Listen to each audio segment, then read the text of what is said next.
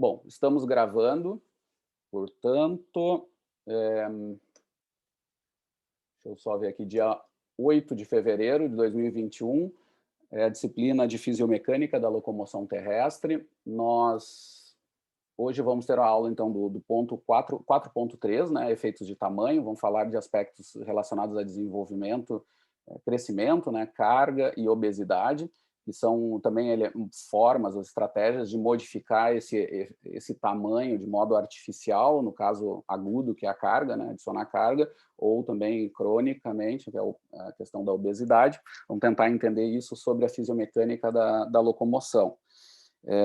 Então, até então, encerramos o conteúdo sobre as bases dos mecanismos minimizadores do gasto energético, né? Falamos até então sobre essas bases do mecanismo pendular e do mecanismo elástico. E agora a aula de hoje é dar um exemplo, que ainda é de um campo muito geral, não é tanto específico, né? Mas, de novo, naquela ideia que a gente falou, que é a maior parte do semestre, é tentar entender mais profundamente essa biomecânica e essa fisiologia da locomoção se aproximando da energética. E aí a gente vai dar esse nome aí, que é da fisiomecânica da locomoção sobre esses aspectos. Então, nós vamos ver coisas aplicadas, mas nem tanto, é isso que eu quero dizer, né? Vamos falar sobre forma geral ainda, sobre alguns efeitos básicos sobre a locomoção, quando eu tenho essas três condições aí que estão colocadas. Tá? Vamos a elas, então. Bom, primeiro, pessoal, vamos falar de criança, né? Caminhada de crianças. Nós sabemos o que é estabelecido há muito tempo, até com os estudos do professor Barora, que eu gosto de lembrar também, que foi um orientador da professora Flávia Meyer, né? Uma referência, e nós indiretamente somos dessa escola, os alunos, nós não, eu digo da ESF ali, mas os alunos dela aí trabalham também nessa linha, com trabalhos bem legais e tal nessa área. Mas esse professor e vários outros, ao longo dos anos, determinaram muito bem que a caminhada de crianças é mais dispendiosa do que de adultos. Tá? Isso a gente sabe, é bem determinado. O que acontece, pessoal? Essas diferenças, elas se reduzem bastante quando eu analiso o gasto energético no ciclo ergômetro. Tá? Então, a partir daí, a gente já usa como aquele modelo que a gente conversou. O ciclo ergômetro é um modelo de avaliação onde eu sei que a eficiência de transmissão está muito bem controlada. Então, de certa forma, eu tenho eu posso dizer que ali eu avalio a eficiência metabólica, a eficiência do motor, mais do que da máquina diretamente. Quando eu analiso o custo em caminhada, eu boto mais peso também sobre a eficiência de transmissão. Né? E essa é uma das razões do porquê que a gente gasta mais energia caminhando do que andando de bicicleta. Né? Pensando o contrário, por que eu sou mais econômico andando de bicicleta? Porque a minha eficiência de transmissão está muito boa, está próxima dos 100%. Né? Quase toda a energia que eu coloco no pedal, ao nível muscular, ela se transmite em boa parte por ambiente. Né? Na caminhada e na corrida eu tenho... Voltei, vocês estão me ouvindo? Vocês desapareceram de uma hora para outra e, bom, e agora voltou. Mas está todo mundo me ouvindo, então vou voltar ao assunto ali. Vamos lá.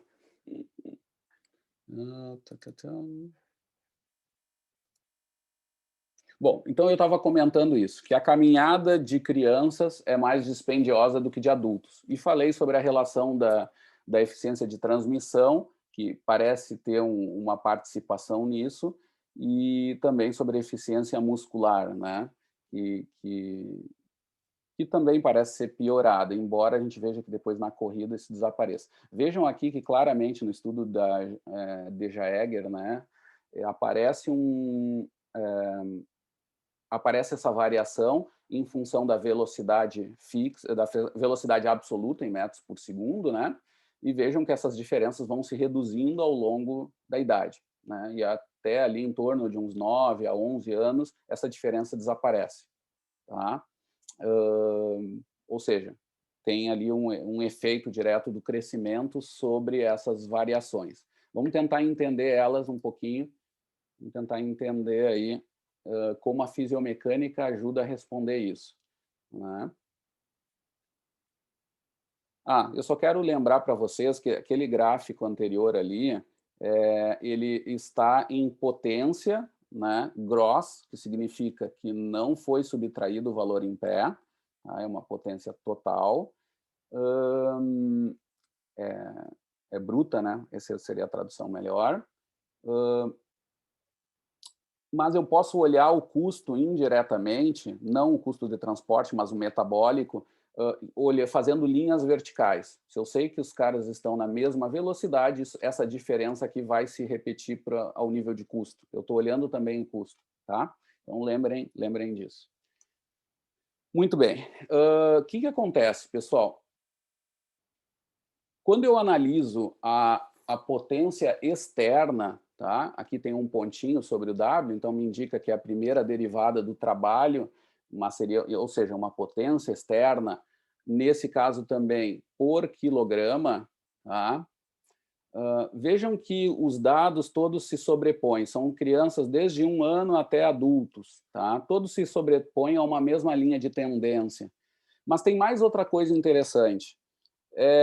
Que quando eu normalizo a velocidade por efeitos de tamanho, quando eu controlo o efeito de tamanho, eu coloco as crianças caminhando em velocidades que são semelhantes, né, do ponto de vista geométrico, do que de adultos, né? Em outras palavras, quando eu coloco essa variável como uma função do número de Froude, né? O número de Froude é aquele índice que me dá a velocidade relativa, digamos, é a velocidade normalizada por tamanho, que não é simplesmente, por exemplo, dividir por estatura, dividir por comprimento. Lembra que a gente falou já em aulas anteriores? É um pouquinho mais complicado. Numericamente, é a velocidade ao quadrado dividido por GL, sendo que G é aceleração gravitacional e L é comprimento de membro inferior.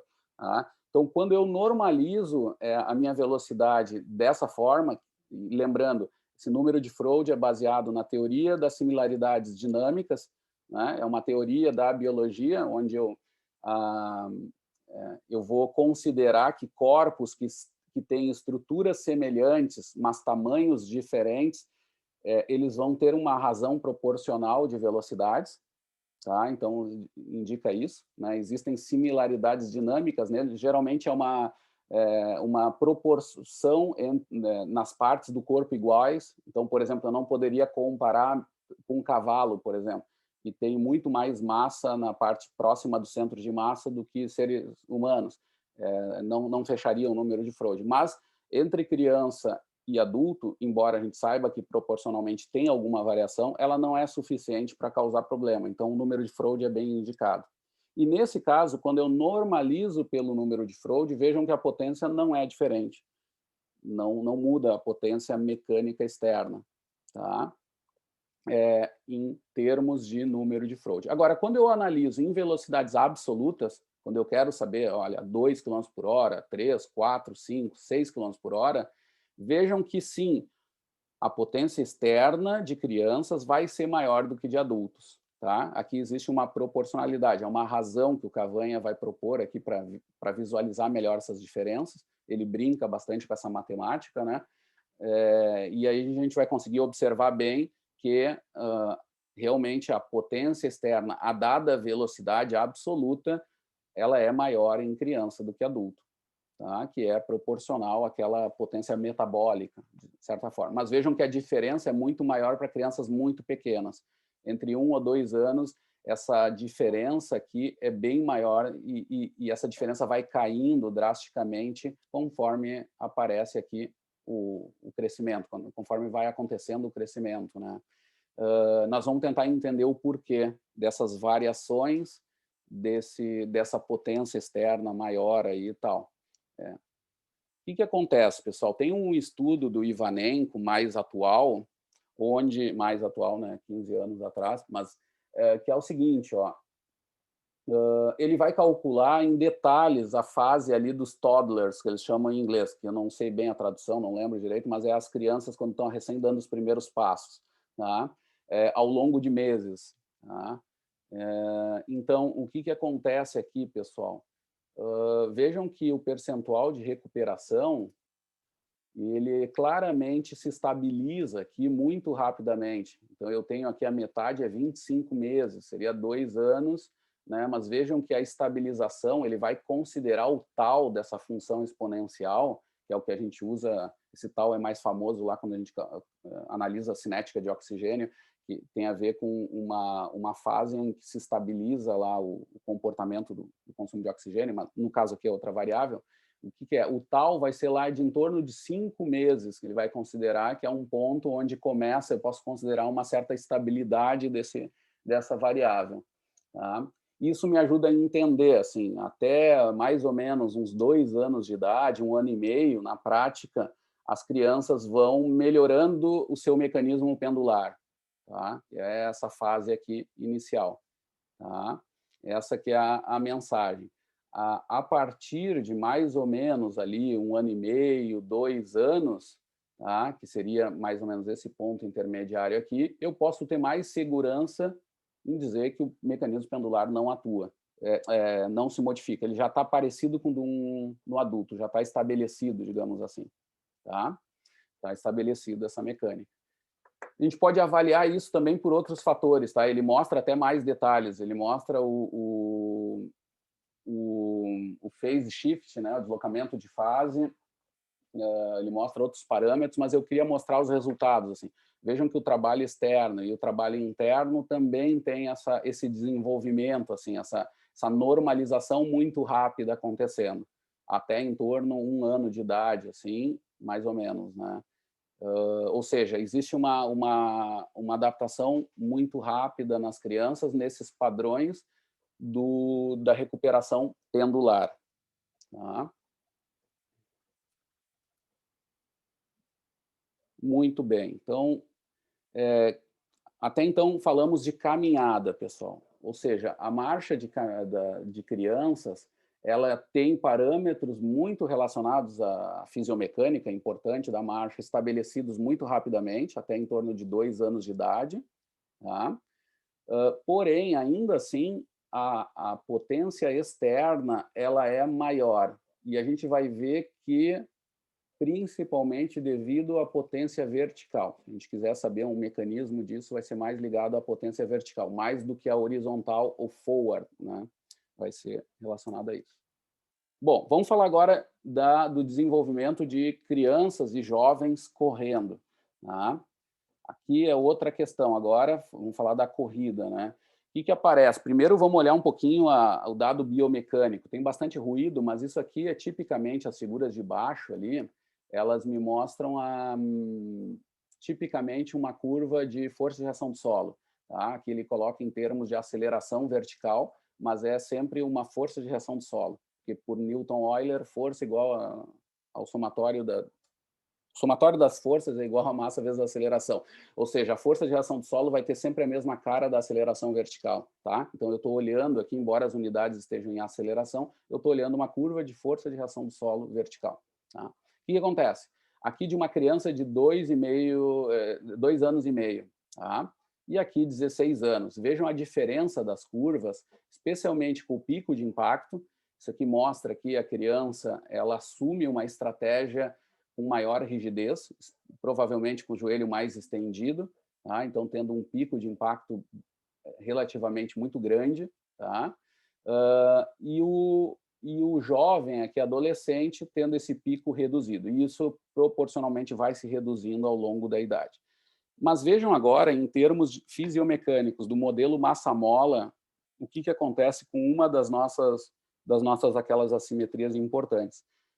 Vejam que em torno de 9 km por hora, tá? Que para 2 anos e meio seria uma velocidade alta, mas sempre 9 km por hora, vejam aqui que o T-push e o T-brake estão assimétricos, conforme a gente espera que aconteça nas situações de baixa velocidade. Tá? O T-brake menor do que o T-push. Isso mostra que, provavelmente, as unidades músculo, tendão estão respondendo, onde mais músculos estão alongando e encurtando mais do que tendões em predominância. E isso não é bom, porque a esterese lá de músculos é muito maior do que de tendões. Ou seja, o músculo é um elástico, tem propriedades viscoelásticas muito pioradas em relação ao tendão. que acontece, pessoal?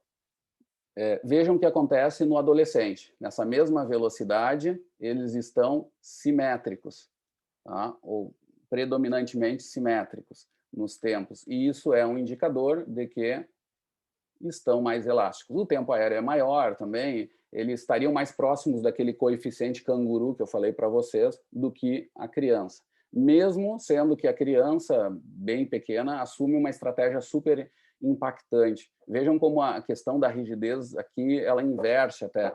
As crianças muito pequenas têm uma altíssima rigidez, e isso não traz um mecanismo elástico bom.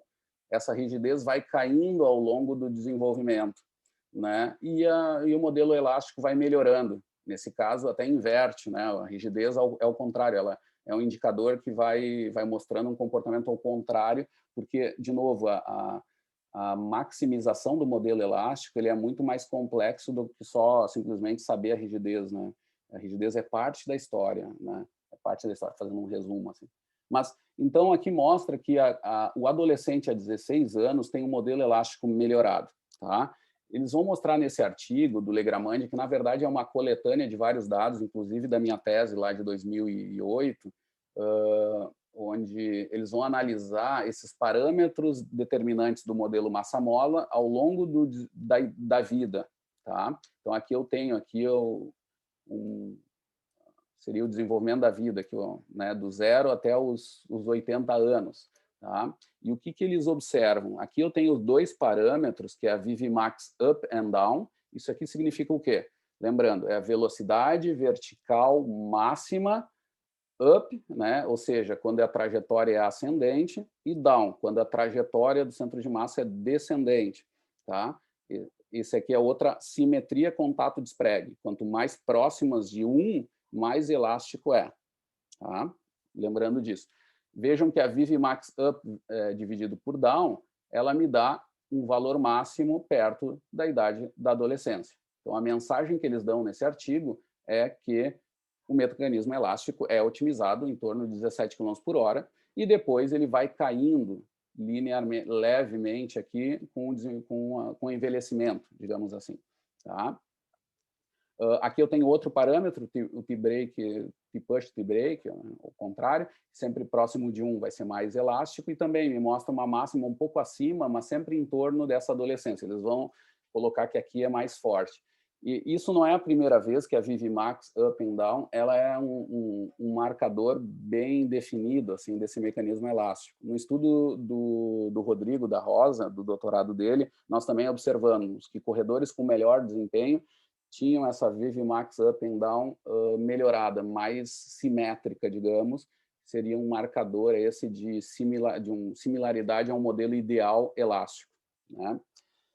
E vejam o pico de impacto. A curva não é super definida, até porque são sempre amostras um pouco variadas. Veja que aqui tem alguma coisa estranha, porque o valor sai do padrão aqui, tem alguma coisa estranha, né, nesse dado aqui, mas, de certa forma, o comportamento do pico de impacto, isso aqui é o pico de impacto, tá? Aquele pico, primeiro pico lá da corrida, né? Em corredores que correm mais com estratégia de calcanhar, que é a maioria, quando correm livremente, né? O que acontece aqui, gente? Vejam que o pico de impacto vai se reduzindo até um valor menor de 17 e depois volta a subir de novo lentamente, embora aqui não se tenha uma curva bem clara ao longo da idade, tá? Mas isso acontece com um estudo de Bus, por exemplo, idosos versus jovens, mostraram isso. O pico de impacto era maior no idoso, então comprovaria um pouco esse comportamento geral. Mas o que nos interessa mostrar aqui, gente, é que, resumindo, o mecanismo elástico é melhor na adolescência, ou seja, mas também ao longo do desenvolvimento, desde a criança lá até o adolescente, esse mecanismo elástico vai melhorando. Provavelmente deve ter um desenvolvimento ali, aí o pessoal que estuda isso, né, desenvolvimento motor e também aspectos morfológicos, etc., provavelmente eles vão também se modificando, vão modificando. Inclusive, estruturas ósseas vão interessar nisso, porque temos que lembrar que a rigidez e o mecanismo elástico que a gente estuda é do corpo como um todo. Então, não é dito que toda a energia elástica advém só de músculo e tendão. A gente sabe que é a predominância, mas provavelmente até ossos, né? Porque a gente assume que eles são sempre rígidos, mas a gente sabe que não são, né? E aí, nesse desenvolvimento, eles podem ter algum ajuste por causa disso. Tá? Mas a resposta, voltando, a resposta final, funcional, é essa. Né? A elasticidade melhora até os 17 anos e depois vai diminuindo lentamente com o avançar da idade.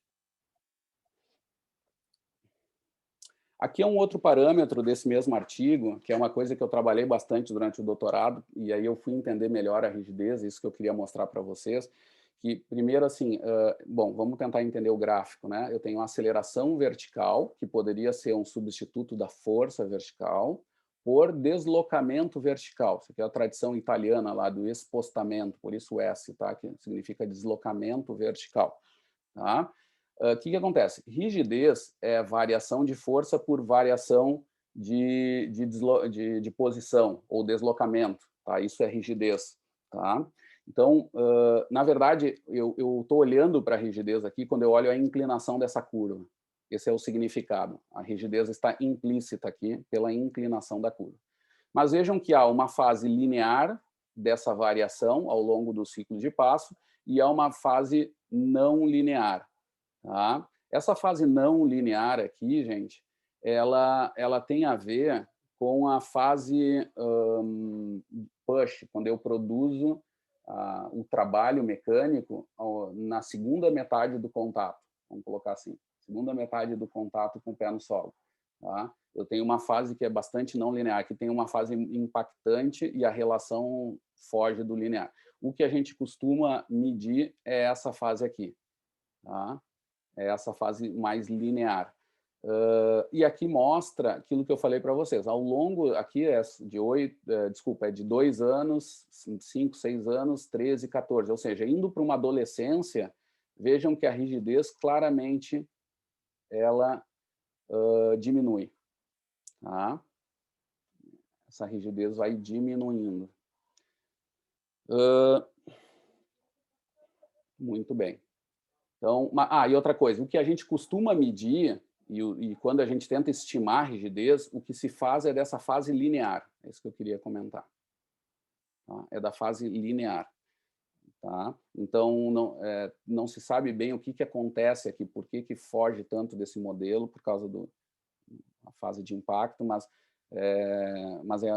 é menos explicativo. O que a gente quase sempre faz é analisar essa parte aqui. Tem corredores que desaparecem com isso aqui, e a nossa ideia, até durante o meu doutorado, era estudar mais profundamente. Eu peguei todas as curvas, eram mais de 200 curvas, e fiz até um registro de frequência de curvas que desapareciam com essa relação aqui, alguns se tornavam linear, outros não, e a gente queria tentar entender o porquê, mas nunca fizemos.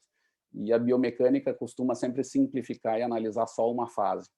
Tá? Mas lembrem que ela só representa a fase linear dessa relação de força-deslocamento. Bom, aqui tem um resumo também de outros parâmetros mecânicos gerais do que se modifica, né, de crianças quando se compara a adultos. Né? Então, primeira coisa, crianças têm maior frequência de passo, né? E isso já indica que eles vão ter um impacto de trabalho interno maior. O trabalho vertical é menor, tá, na criança, e esse trabalho vertical vai aumentando ao longo da idade, até os 17 anos vão se tornando mais saltitantes, tá? E o trabalho forward é muito constante. Assim como em outras variáveis, o trabalho forward se mantém muito constante. A maior variação da potência vertical é devido à potência total externa, é devido à parte vertical, né? E, bom, a frequência ressonante, ou a frequência do sistema massa-mola, que tem a ver só com o TTE, com o tempo de contato efetivo, lembra? É 1/2 TTE, né? A frequência do sistema vai ser maior, tá? Em crianças. E, consequentemente, a rigidez também vai ser maior do que de adultos. E essa diferença vai caindo ao longo do desenvolvimento. Tá? Fazendo um resumo assim, das principais diferenças.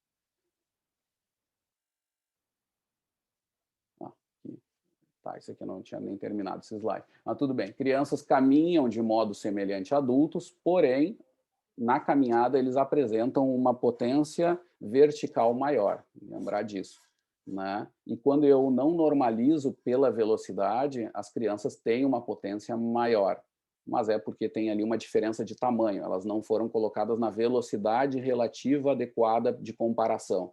Mas quando eu quero analisar a velocidade fixa, né, caminhando a 2, 3, 4, 5 quilômetros, a criança gera ali uma potência maior, que ajuda a explicar a potência metabólica maior. Tá?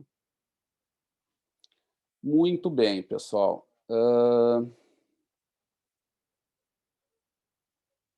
Bom, vamos lá. Efeitos de carga. Vamos falar agora de uma outra condição, né? Eu mudo o tamanho adicionando carga, eu tenho mais massa, digamos assim. O tamanho talvez nem altere tanto, mas é algo relacionado a tamanho, essa massa corporal. Né? O que acontece quando eu carrego carga, né, na locomoção? Esse estudo do Bastien, 2005, ele mostra claramente aqui um parâmetro bem geral, né? O que eles fizeram? Botaram as pessoas a caminhar em várias velocidades de caminhada normais, tá? Adicionando massa corporal, sempre em situações controladas, tá? Lembrem que isso teve aluno que se confundiu olhando um dado anterior. Isso aqui não significa que eles foram colocados em velocidades progressivas, não iam de 0 a 2 metros por segundo, como o gráfico poderia fazer a gente pensar, né? Os caras estão aumentando a velocidade. Não, não é isso. É sempre em velocidades fixas, em testes de onda quadrada, que a gente chama, velocidades constantes, né? No mínimo...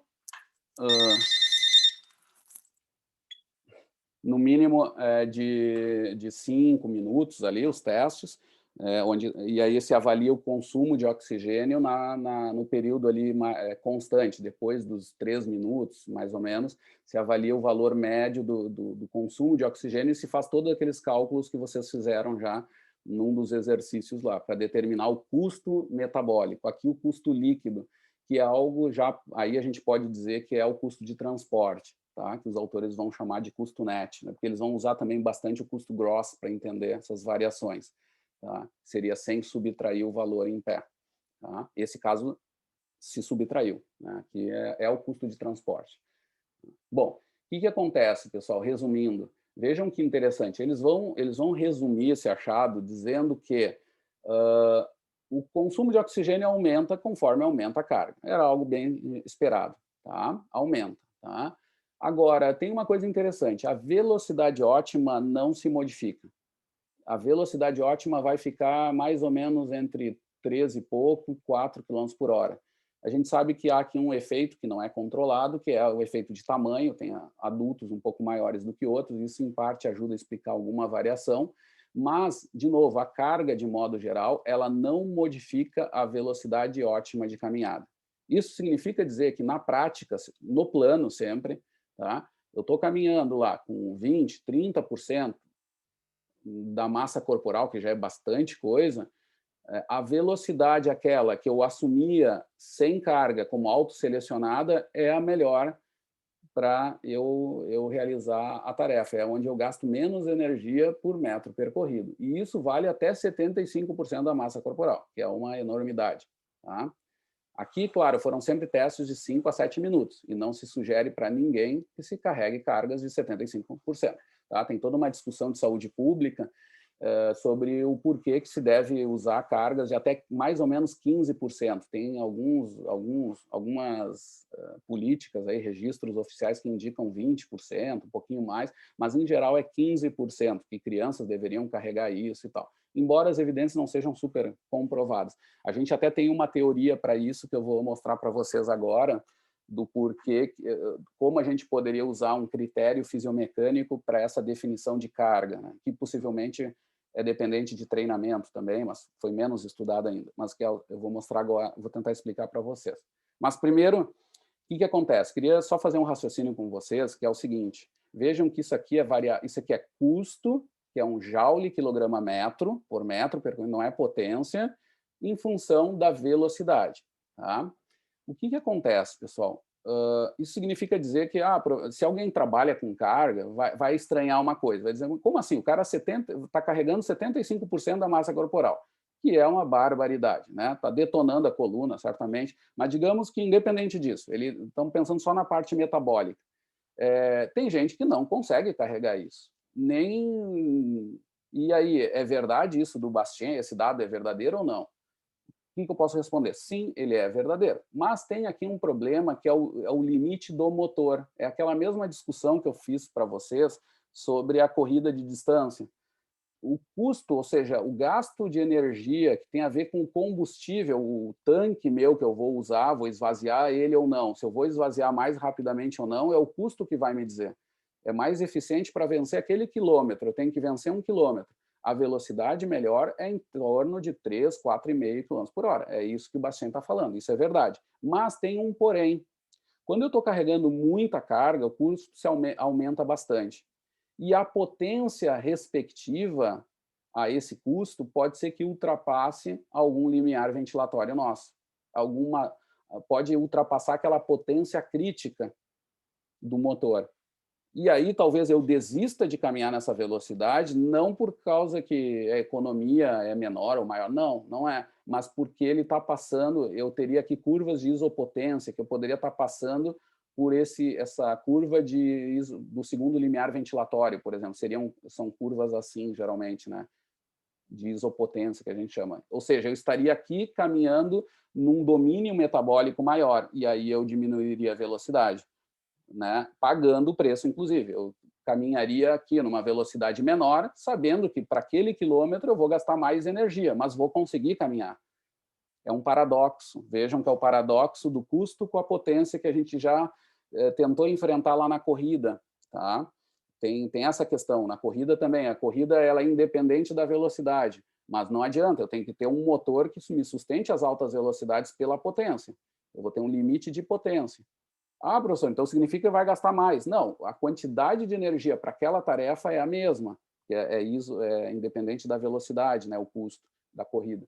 Mas o motor, a potência limite dela vai até um certo ponto.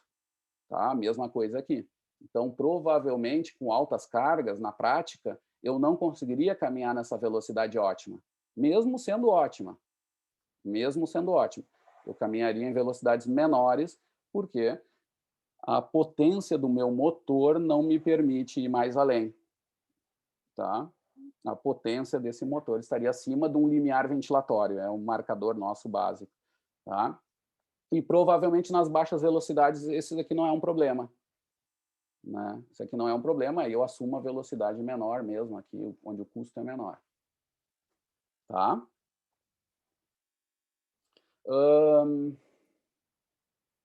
Bom, está feito esse raciocínio. Deixa eu mostrar aqui.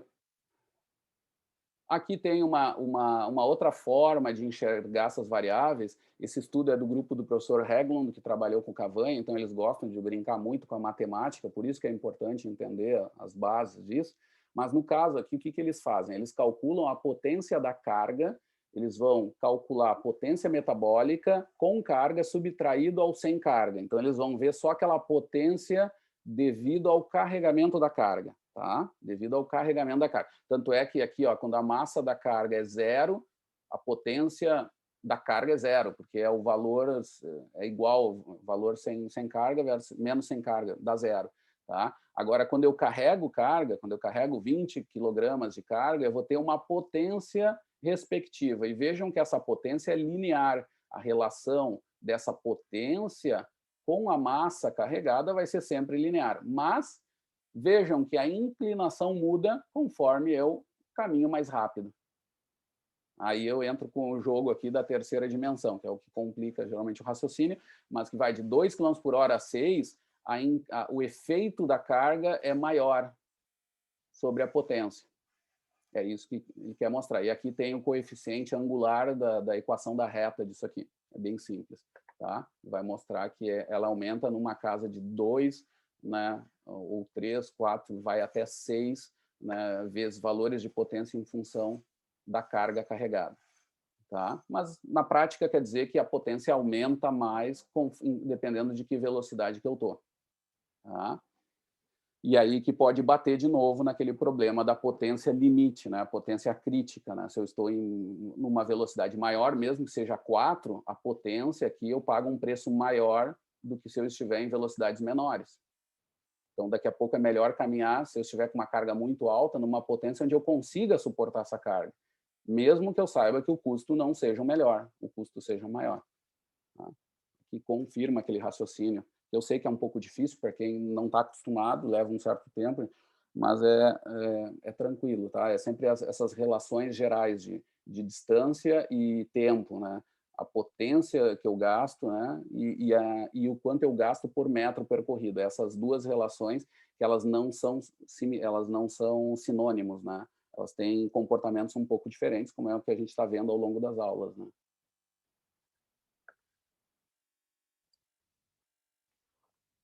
Dúvidas, gente? Isso tudo aqui é Bastien. Ah, tá ali, 2005, né?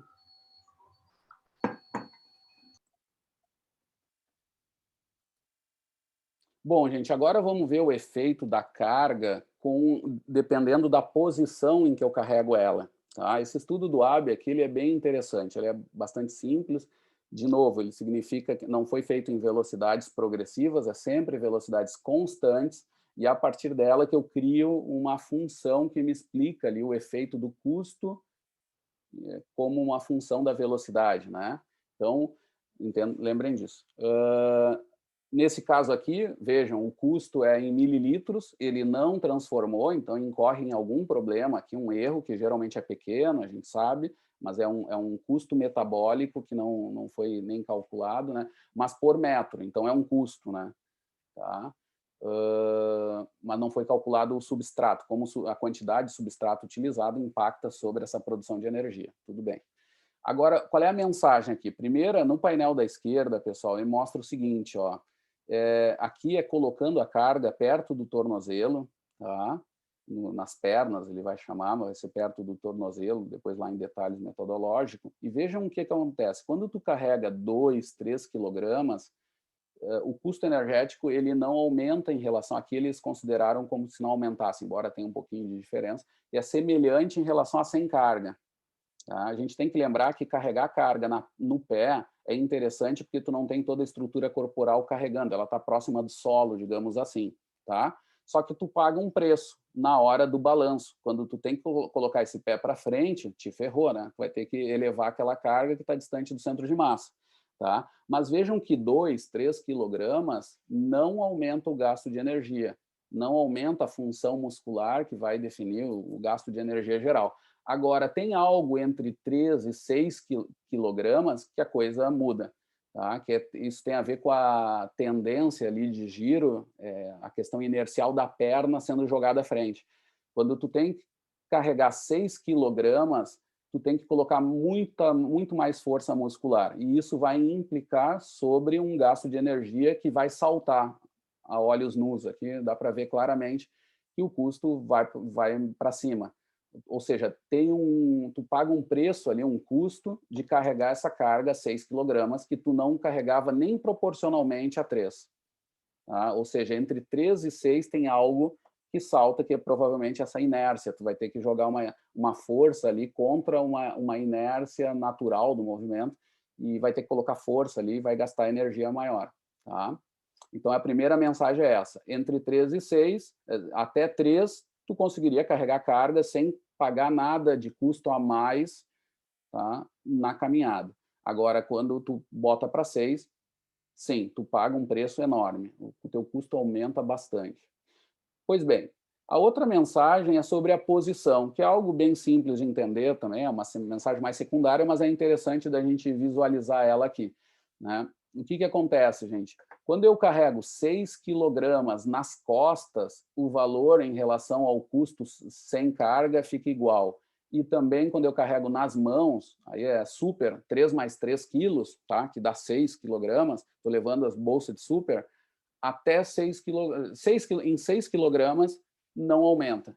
Agora, quando eu coloco esses 6 quilogramas no bendito tornozelo, nos pés, aí ferrou. Aí meu custo aumenta, como a gente já viu aqui, né? É a mesma situação. Tá? Então, carregar nas pernas ali não adianta. Embora a gente saiba que isso é carga dependente. Se fosse 3 quilogramas, não ficaria igual que carregar nas costas, etc. mas com 6 tu paga um pouco mais de preço. Tá? Então, isso aí são estratégias de carregamento de carga que a gente pode pensar, porque lembrem que tem uma coisa interessante também, tu carregar pequenas cargas nas pernas é interessante para tirar carga, por exemplo, da coluna, né? Então, a longo prazo, quem trabalha com isso sabe que a gente tem um problema ali sempre de pontos fracos nossos de prevalência de lesões, né? De joelho, de quadril, que é menos, mas também tem, né? Artroses, etc., crônicas, e também lombar, né? Muito bem. Essas duas mensagens assim, interessantes desse estudo do AB, né? Agora eu vou misturar mais um efeito. A coisa está simples, né? Então a gente sempre gosta de simplificar. Agora vamos complicar um pouco. Agora, porque antes não, antes estava super tranquilo. E agora colocando a inclinação do terreno também, tá? E a carga. Esse é o estudo de mestrado da Natália Gomenhuca, né? Nossa egressa lá do programa. Então, o que a nossa amiga argentina fez?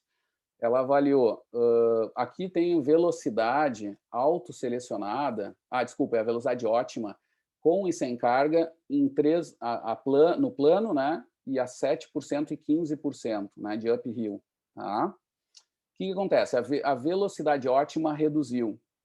Tá? Reduziu para em torno de 3,4 km por hora.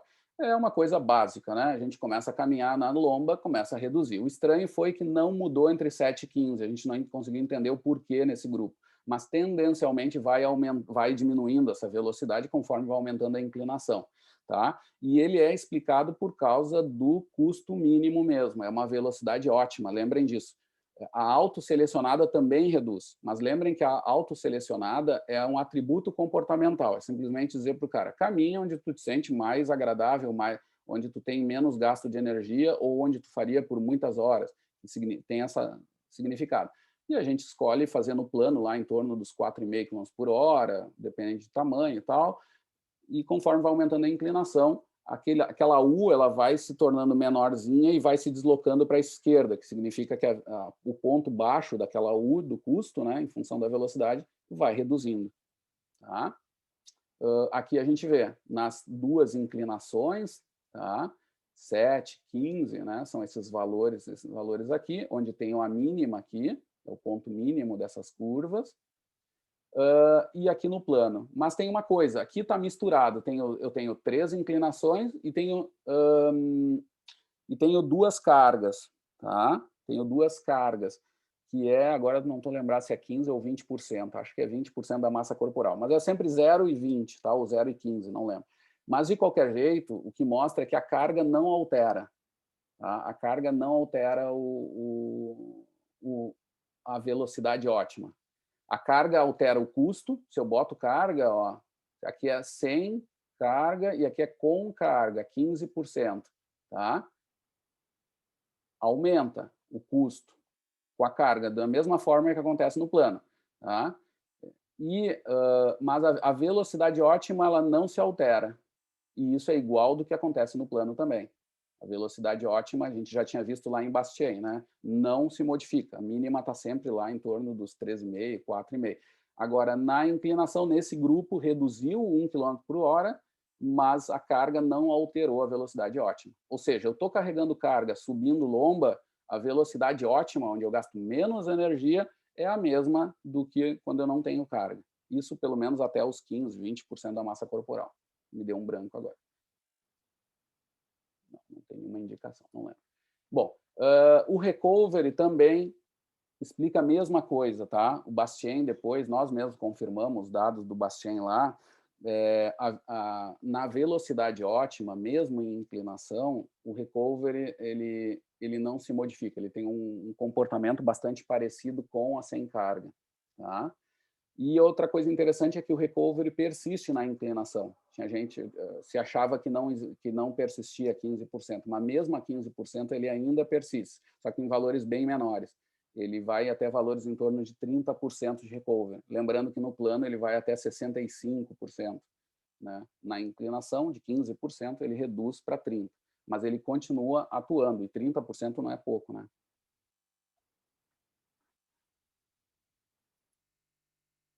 Outro estudo sobre locomoção com carga, pessoal, e aqui inclinação. Esse dado a gente já conversou, isso aqui é da minha expedição no Nepal, lá durante meu doutorado, e aqui a gente vê o seguinte, ó, eram caucasianos, ou seja, alpinistas, montanhistas europeus, né, de altíssimo nível, versus nepaleses, carregadores experimentados, que inclusive carregaram a nossa carga na nossa expedição. Nos dias que a gente caminhou, a gente usou esses sujeitos mesmo para o nosso estudo, depois em Nanti Bazar, na altitude.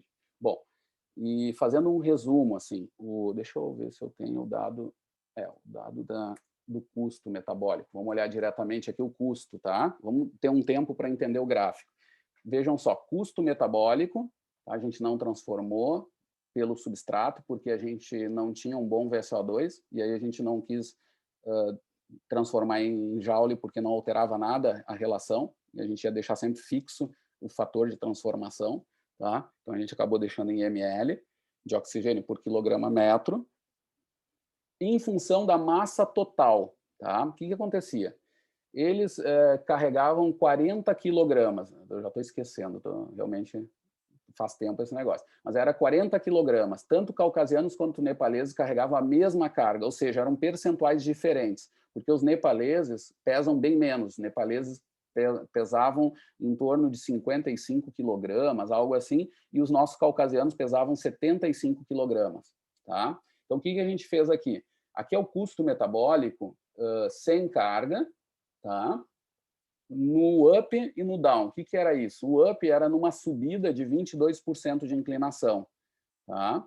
Então, o nepalês up aqui era esse valor aqui, tá? Na subida. Só que vejam que tem dois valores, círculo preto aqui, nepalês, aqui e aqui. Tá? O que era isso, gente? Era a massa que era adicionada, era mais 40 quilogramas, aqui era com carga e aqui era sem carga. Tá? Resumindo um pouco, ali na figura anterior eu mostrei a grande diferença vai aparecer, tá, entre caucasianos e nepaleses, vai ser na subida. Tá? E já se sabia que eles tinham uma grande vantagem, eles tinham uma economia melhorada de em torno de 30%, com cargas altas, e isso responde o porquê que eles carregam as coisas lá para os alpinistas. Tem caras que chegam lá no K2, no Everest, sendo que os carregadores nepaleses fazem a parte difícil, né, muitas vezes, e não levam a fama, inclusive, mas acontece isso, e já sabiam, porque eles aguentavam melhor lá na altitude e tal. E aqui já sabia isso. Só que o que a gente notou de estranho, assim, o diferente desse estudo, foi de que essa economia melhorada ela só acontece na subida e com carga. Quando eu faço esse par de comparação, aqui é com versus com, nepalês versus caucasiano na subida. Tá? Vejam que na descida, por exemplo, que é esses valores aqui, tá? Essa diferença desaparece, ela não é estatisticamente significativa. Tá? E nem quando eu estou comparando sem carga. Essa diferença desaparece. Ou seja, a economia ela é específica na situação mais difícil, na subida com carga. Se eu subo sem carga ou se eu desço com ou sem carga, essa diferença desaparece. Tem ali algum efeito que a gente julgava que era devido a equilíbrio, tá? Eles carregam a carga usando uma estrutura diferente, eles carregam a carga com a cesta na cabeça, né? E uma cinta ligando a cabeça. Aqui tem uma cinta, né? Pressiona aqui, levam a cesta atrás. Essa carga é mais distribuída, mais próximo do centro de massa do que as mochilas usadas, tá? A gente achou isso e confirmou. A única coisa que a gente viu é que essa diferença, do ponto de vista eletromiográfico, ela é semelhante entre músculos propulsores e estabilizadores. Não é só devido a estabilizadores que a gente acreditava que era. Tá? É de todos, inclusive os músculos propulsores são mais econômicos nessa fase aqui, na subida com carga. E depois essa diferença em termos de custo eletromiográfico não se altera. Tá? Confirma nessa figura aqui, que é o custo eletromiográfico. Muito bem. Aqui eu tenho as eficiências, tá, calculadas. Elas estão em curvas de isopotência semelhantes a uma eficiência muscular, do músculo isolado, digamos assim. Tá? Então, elas representam bem as inclinações extremas, que é mais 22% e menos 22%, que foi o que eles fizeram lá no Nantes-Bazar, se assemelhavam às eficiências musculares, ou seja, aqui a gente teve um bom representante de uma eficiência muscular. A eficiência de transmissão alterou pouco, tá? Alterou pouco aqui esses resultados. É muito devido à eficiência muscular, esses resultados. Que mostra, de novo, a vantagem dos nepaleses específico para a situação de subida e com carga. Tá? Pessoal, deixa eu parar aqui, fazer um break. Eu vou mostrar um vídeo para você, um vídeo não, um gráfico. Deixa eu ver se eu acho ele.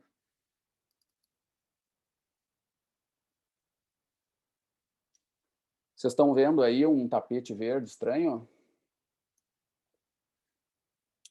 O que acontece? Aqui é o Grapher, tá? É um aplicativo do iPhone, da Apple. Nós temos nosso atleta aí junto. Ela está nos ouvindo, Léo? Não, está no... E aí, a nossa atleta, como é que está? Ficou com vergonha? Olha só, a gente tem, então, aqui a curva. Vamos tentar entender esse gráfico primeiro, tá? Isso aqui eu chamo de tapete de margaria. Num artigo de 2003, onde o professor Ardigó era doutorando lá do Minet, né? E ele fez um estudo onde ele mostrou outra coisa. Ele queria saber qual era a inclinação em que os ciclistas desciam da bicicleta e começavam a carregar a bicicleta nas provas essas abertas, né? E o limite metabólico fechou com a decisão dos caras. Quando pega lá em torno de 20%, os caras saem da bicicleta e começam a carregar a bicicleta. Né, e é mais econômico realmente caminhar do que andar de bicicleta acima de 20%. Tá? Eles viram isso e tal, mas ali eles refizeram, pegaram os dados de novo do Margaria, de 38, de caminhada e corrida, né, que era aquele estudo, que tem 80 anos já esse estudo, e eles vão fazer equações que vão predizer o custo em função da velocidade e da inclinação. Tá? Então, olha só, quando eu olho, veja, é um gráfico tridimensional, onde a dimensão vertical, né, quer dizer custo, essa é fácil. E depois as duas horizontais querem dizer uma velocidade e a outra inclinação. E aí eu tenho o tapete de margaria, tá? Onde eu tenho um custo por joule, quilograma, metro, tá? Em cada velocidade e inclinação. Quando eu olho desse jeito, gente, da esquerda para a direita aqui, claramente aqui eu tenho o efeito da velocidade, tá? Vejam que eu teria que comparar na inclinação zero, que a gente está acostumado a ver no plano, né, o custo metabólico na situação zero aqui, né, que seria onde passa a linha no meio, ali seria a inclinação zero. A gente não vê direito. Mas, de qualquer jeito, aqui a gente tem uma U. Aí eu fiz uma grade de referência, vocês estão vendo aí a gradezinha, a 22% de inclinação, que foi onde a gente testou os nepaleses e os caucasianos lá no Parque do Everest. Bom, e aí o que acontece, pessoal? Aqui estão os valores. Ó. Os dois azuis aqui são dos caucasianos. Se eu tirar da equação aqui, ó, eles aparecem o azul. Ó. Aí volta o azul aqui. São os dados dos caucasianos. Tá? Com e sem carga, a 22%. Né? Então, sem carga, o valor em azul está aqui. Com carga, o valor está aqui. O que significa? Com carga, eles vão para a esquerda, que significa que eles fazem uma velocidade menor, tá? E o custo se eleva. Mas vejam que ele se eleva em relação até ao tapete de margaria. Tá? Já, por outro lado, o nepalês aqui, ó, vejam, em cinza, os valores estão sempre no tapete. Tá? Com ou sem carga, né? A gente sabe que sem carga eles vão um pouco mais rápido, seria esse valor aqui da direita, né? Com carga eles vão um pouco mais lento, mas sempre em torno desse custo aqui, tá? Qual é o que eu queria trazer para vocês? Primeiro, o resultado em si, que é outra maneira de olhar aquele estudo lá do Everest, mas o que eu queria mostrar aqui também é uma hipótese que a gente tem, é de que o carregamento de carga ele possa ser definido por um limiar metabólico, que significa o seguinte: eu vou aumentando minha carga, estou caminhando a uma dada inclinação independente, tá? Uma X inclinação, mas vou aumentando a minha carga. Vai chegar um ponto, tá? Que é provavelmente em torno dos 20%, em que esse custo aumenta acima dos valores do tapete, acima dos valores por massa carregada. Tá? E o que acontece aqui, gente? Aqui, esses valores aqui estão em cima do tapete, mas vejam que quando os caras estão com carga, que são esses 2 pontos aqui, eles estão carregando 40 quilogramas. Para o nepalês, ele está carregando aqui, gente, 40 para 55 quilogramas, ele está carregando em torno de uns 80% da massa corporal. Tá? Ele está carregando em torno de 80% da massa corporal. Está muito alto. E mesmo assim, ele gasta a mesma quantidade de joule por quilograma carregado. Porque, claro, tu aumenta teu custo, mas tu aumenta também a massa, tu vai usar lá no denominador um valor maior. Então, eles se anulam. Tá? O nepalês consegue carregar a mesma. Claro que é maior se eu botar em termos absolutos, mas em termos relativos, por massa total do sistema, é igual. O caucasiano também é igual aqui quando ele não carrega nenhuma carga. Aí está certo, é o valor dele mesmo que fecha com o tapete. Agora, quando ele carrega uma carga que percentualmente até mais baixa do que do nepalês, tá? O caucasiano pesa 75 quilogramas, teve que carregar 40 quilogramas. Isso dá em torno de uns 60%. Ainda é um valor muito grande, né? O que acontece? O valor sobe em relação ao tapete, ou seja, aqui parece ter um disparo de ativação de controle, que está ligado, possivelmente, a sistemas de proteção, que se chamam em biologia de safety factors, né? Fatores de segurança proprioceptivos que aumentam a coativação ou cocontração, a gente queira chamar, mas vai aumentar a ativação ligada a controle e estabilidade articular, porque o corpo lê como se estivesse em perigo, porque tu está colocando muita carga. E aí dispara um padrão, uma quantidade de ativação maior do que simplesmente para gerar trabalho.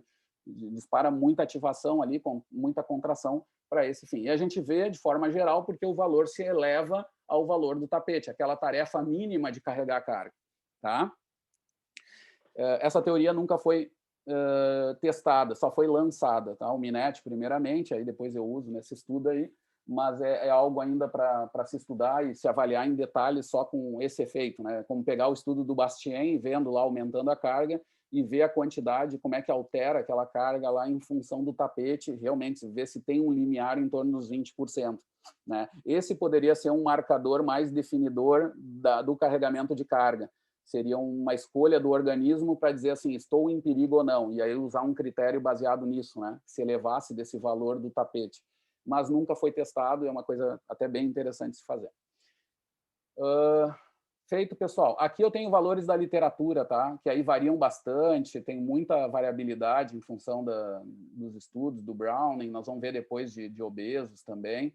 Nós vamos ver que algumas situações de obesos, os valores são até menor do que do tapete. Nós vamos ver que isso não é tão estranho, tá? Isso não é tão estranho.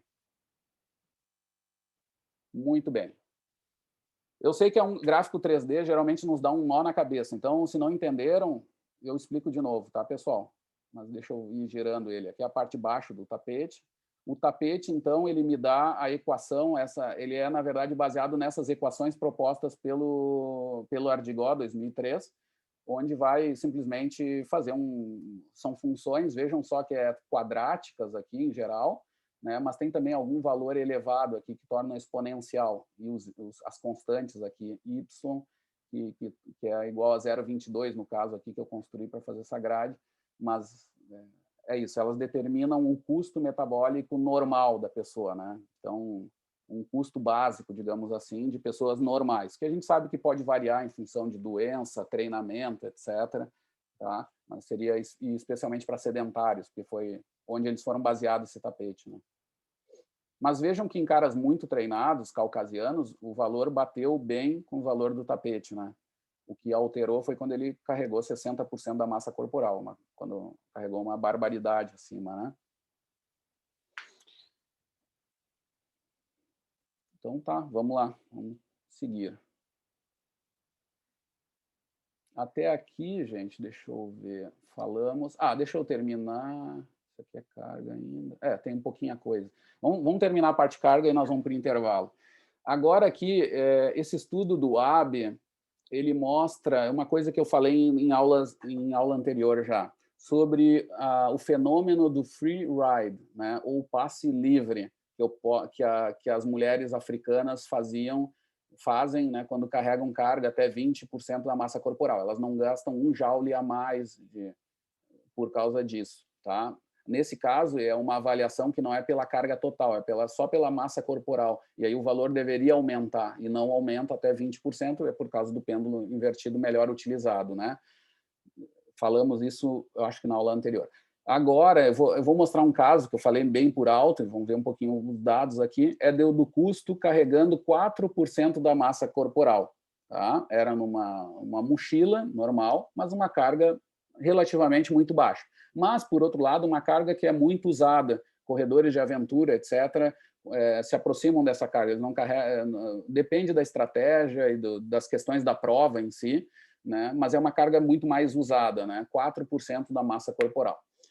É estranho a escolha deles, tá? A gente acha que eles fizeram algum piloto antes, tá? Porque é exatamente nessa carga, o que eles vão observar, gente? Olhem que interessante. O custo, tá? Em mililitro quilograma metro, nesse caso não foi também utilizado lá o substrato adequado lá energético, vejam que é menor. A diferença não é tão grande, mas é significativa, tá? O custo é menor quando eu carrego 4% da massa corporal. É um paradoxo, né, gente? Como assim? Vai ser menor se eu carrego. Bom, o que acontece? Aqui, gente, aqui não foi dividido pela massa total, tá? Por isso que desculpa, eles dividiram pela massa total. Quando eu não divido pela massa total, essa diferença desaparece. Mas mesmo assim chama atenção. O custo deveria ser maior, né, com carga, e não é. Tá? Então, aqui tem um processo de free ride, tem um passe livre, tem e o que eles vão justificar é que o modelo massa-mola, o mecanismo elástico, está melhorado. É como se tu pegasse o sistema massa-mola, que é uma massa sobre uma mola, com massa desprezível, né, que oscila e tal, é como se tu adicionasse mais carga, pouca, né, tu aumentasse essa massa e, de certa forma, a mola funcionasse melhor com essa carga maior. Tá? Isso tem bastante sentido, assim, para quem estuda a fisiomecânica da locomoção, nós sabemos que no plano, tá, fazendo uma análise agora mais geral, né, as velocidades máximas de locomoção, que para nós é o sprint, né, eles não são limitados por peso, em pessoas normais, pelo menos. Né? A gente sabe que o Usain Bolt chega no recorde, o sprinter chega na sua velocidade máxima, não é porque ele tem um limite de tamanho, diferente do elefante. O elefante, por exemplo, tem suas velocidades máximas limitadas pelo tamanho, porque todo o sistema proprioceptivo, aqueles safety factors que eu comentei para vocês, ativam extremamente e mandam eles parar de correr, porque eles vão quebrar, literalmente. Por isso que o design das pernas é muito mais alinhado, a arquitetura ali, por causa desse problema de tamanho, né, que eles têm que carregar. Nós, humanos, não temos esse problema.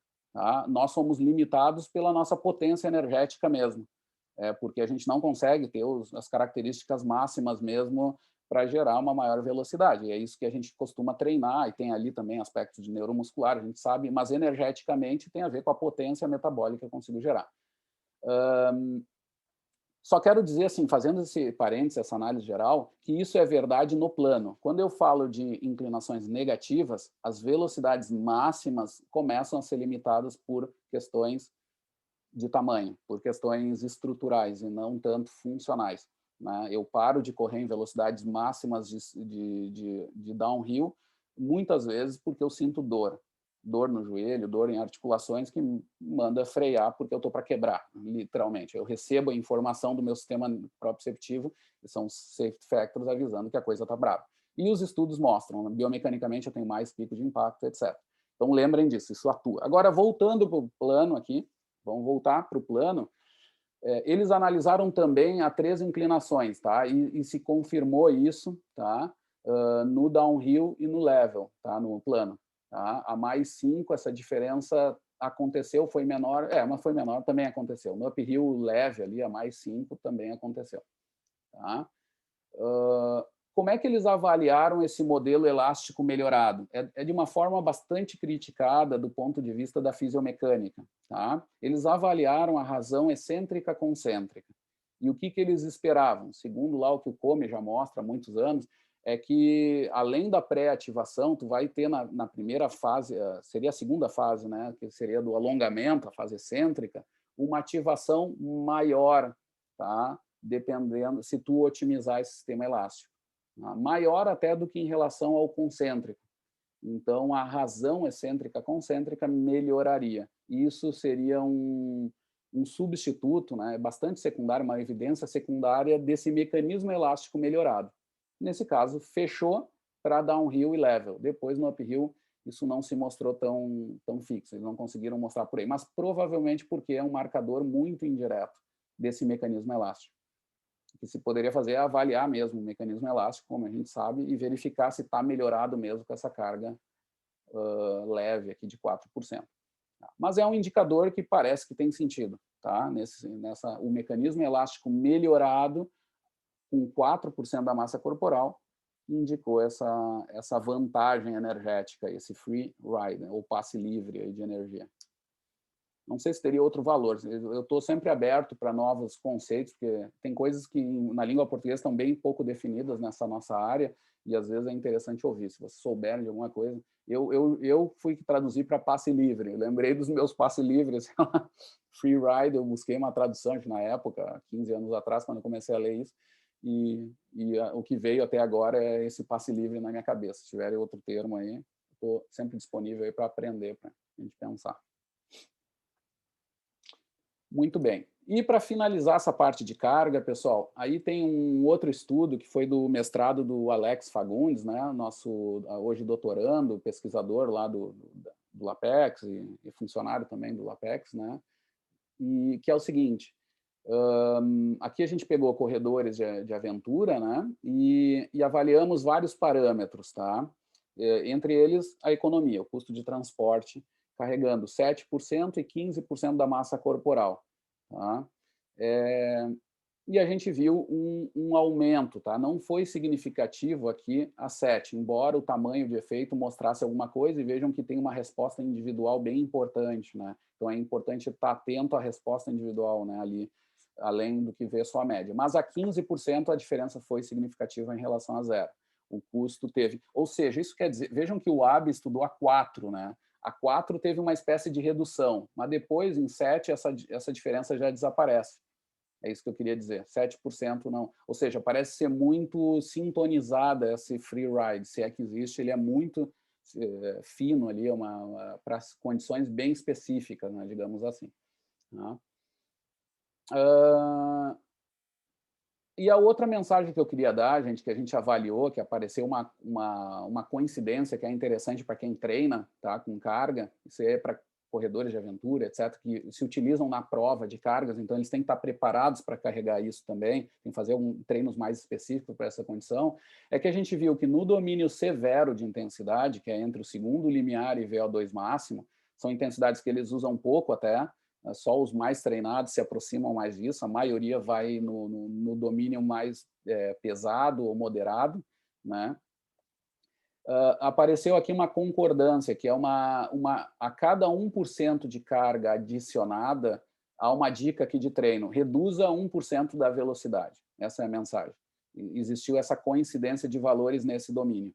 Tá? Nos domínios anteriores não foi tão coincidente isso. Não é 1 para 1, né? Teria que fazer ali um cálculo que não é 1 para 1, simplesmente. Tá? Então, é uma mensagem prática ali de treino que pode ajudar. E aí, pessoal, a gente dá uma parada, que eu não aguento mais, vocês não me perguntam nada. Antes de parar aqui a gravação, querem falar alguma coisa? Ô, Léo, Diga. ali eu posso ter perdido alguma partezinha ali, mas aquele 1 por 1 ali é só na subida, no uphill. Não, aquilo ali é tudo no plano. O 1 para 1... Opa, agora entendi. 1 para 1 é só no plano. Ali o estudo do Alex foi tudo no plano. Agora Tá? entendi. Tá, eu não tinha pescado isso aí. Nesse Obrigado. estudo a gente fez um modelo de regressão, a gente fez testes de VO2 máximo com e sem carga, então vimos os VO2 máximo, velocidade associada ao VO2 máximo, velocidade associada ao segundo limiar, ao primeiro limiar, os próprios limiares, né? Pegamos todos os determinantes ali do teste, mais a economia, então tínhamos limiares, economia e VO2 máximo, e fizemos um modelo de regressão para verificar o que se alterava quando eu carregava carga, assim, né? Resumindo. E a gente viu que a maioria das coisas são bem, como é que se diz, proporcionais. Assim, se eu boto 7%, minha velocidade máxima associada ao VO2 máximo e as associadas limiares reduzem. É tudo reduzido, mas em percentual não muda. Né? Percentual a velocidade associada ao segundo limiar como percentual da velocidade máxima, que é uma bela determinante de desempenho, não se altera. Né? Continua em percentual, claro. A velocidade associada ao VO2 também reduziu, por isso que ficou no mesmo percentual. Então, tudo isso é menos a economia. A economia, sim, que eles pagam um preço maior. Então, parece que é interessante ter treinos que modifiquem isso, que possivelmente tem ali uma zona de adaptação específica. Né? Mas, claro, isso era só um estudo observacional. A gente também não sabe o que acontece com treinos específicos e com avaliações específicas. Isso, embora seja uma questão super básica de fisiologia, de quem treina corrida com carga, né, não está respondido ainda também. Né? O que acontece com treinos, né, específicos.